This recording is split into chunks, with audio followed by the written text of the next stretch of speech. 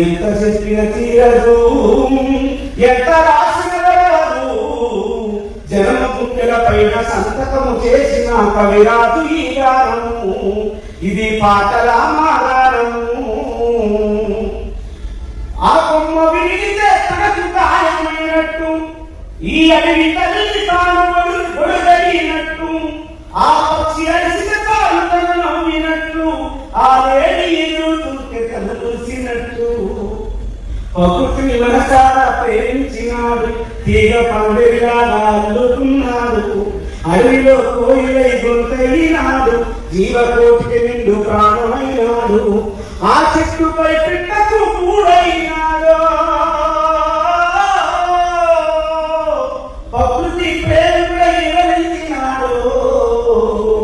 ఎంత వాడను ఏమని వర్ణించను, ఈ మట్టి పొరల పైన ముద్రడై వెలిసిన సాహిత్య నీ చేద్యము.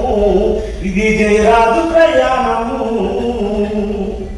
ఆ నెక్కిన చుట్టను ఎక్కిన తట్టను ముద్దాడినాడు పేదోడి బతుకును. దొడ్డిలో ఎద్దును పొడిచేటి పొద్దును మత్తుకున్నాడు ఆ చెట్ట చుక్కను. వలస జీవి పట్టు వలవలాయించిండు, కలముతో కన్నీళ్ళ కోసం వివరించిండు. దుఃఖుకు నీరైతు దుఃఖాన్ని చూసిండు, తన బాగా తానని కన్నీరు చూసిండు. కాళ్ళ పోరాట ప్రీతిలయ్యాడు.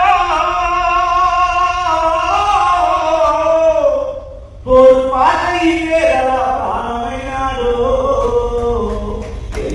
ఏ పాడను ఏమని వర్ణించను, ఎంత పాడను ఏమని వర్ణించను.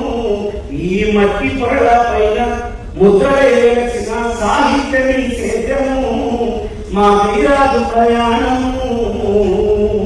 నిజంగా ఆ బుద్ధుని బోధన చాలాన్ని చెప్పి, అంబేద్కరు సౌదాన్ని విప్పి, మాకు చూపిన బాట మంచిదని చెప్పి, ఎర్ర బాటలోన వెలుగు చూపి, మానవ హక్కుల రక్షణాత్మకమై, బహుజనుల బతుకుల గొంతులో జీవమై, దళితుల బతుకుల మెట్టు పోరాటమై, ఆత్మాభిమానాన్ని ఎగరేసే చెందగి పోరాట పాటల పొద్దైనాడో, పాటల బండై సాగుతున్నాడో.